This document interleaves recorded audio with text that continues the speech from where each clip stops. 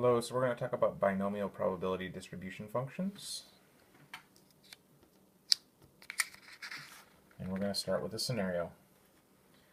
You didn't study for your multiple choice quiz. There's 5 questions on the quiz. Each of them have options A through E. Of those A through E, only one of them is right. So there's 1 correct answer and 4 incorrect answers for each of the 5 questions. And I have several questions for you about this situation. First, think about all the ways you could have 2 out of 5 be correct. See if you can come up with a list. This is the time to pause the video and try to do that on your own.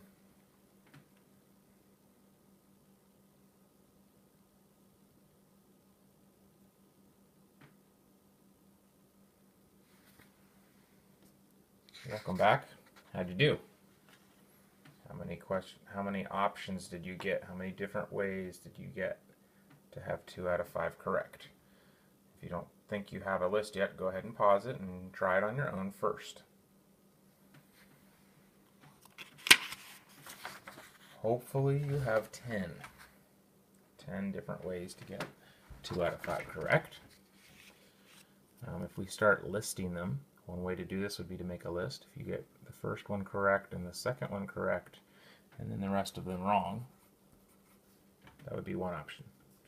Or it could be correct and then wrong and then correct and then wrong and then wrong. And we're going to eventually get 10 different options there, 10 different ways. And notice when I did this, I kind of had a really organized pattern, so I didn't miss one. I started with the first one correct, and I saw all the different places the second one could be. Then I had the first one wrong and the second one correct, and all the different options. And then I had the third one correct, and the different options, and then the last 2 correct. And by the way, here's a good opportunity to use a combination. It's a 5, choose 2. And if you do combination 5, choose 2, that's back in chapter 4, the end of chapter 4. Remember, the way to do combination is you can go math,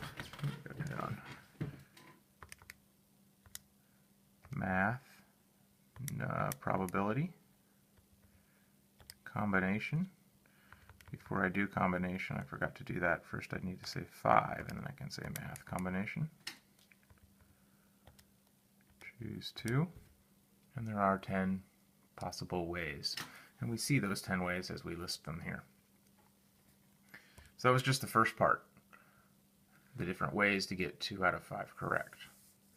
The second question was, what is the probability that each of these listed possibilities? So I want to know, for example, what is the probability that we get that right? And no, it's not 1 out of 10, because there's actually a lot more than 10 ways that I could score.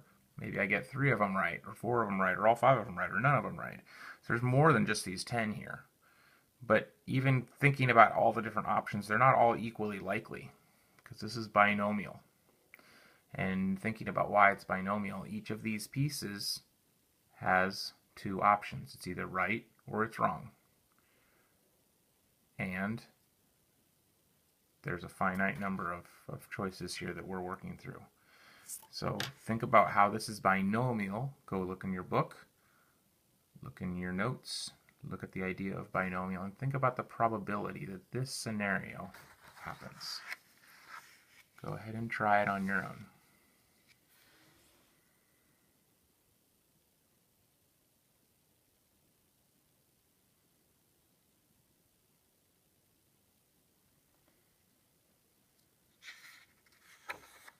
How did you do?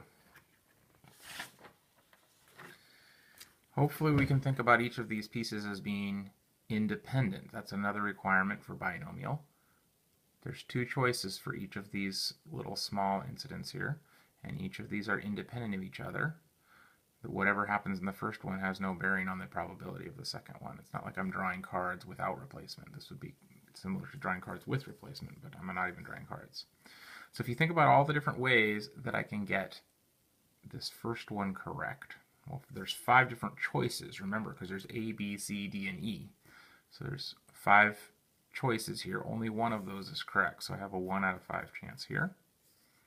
In the second one, there's 1 out of 5 ways that I can get that second one correct. And then this next one, there'd be 4 out of 5 ways that I can get this one wrong. 4 out of 5 ways that I can get this one wrong. And 4 out of 5 ways that I can get this one wrong.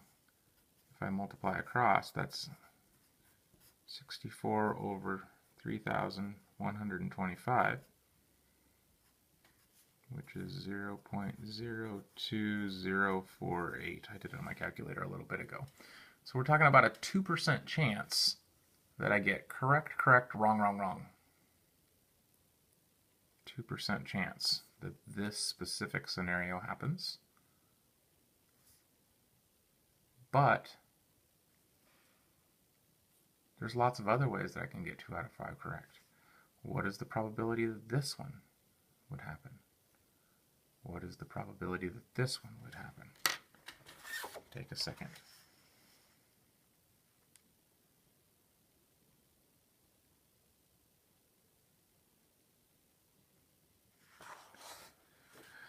Hopefully by now you're realizing that each of these are the same.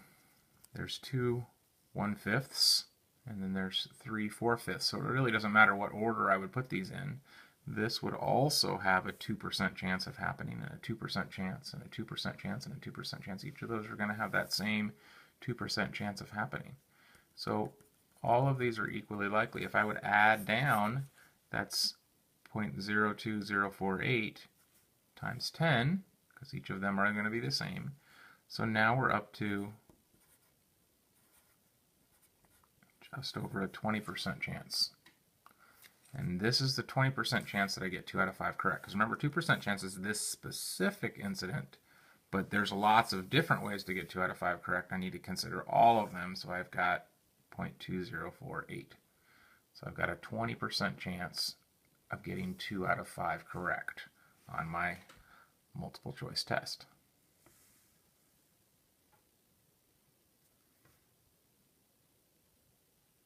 So part B was that each of those were 2%.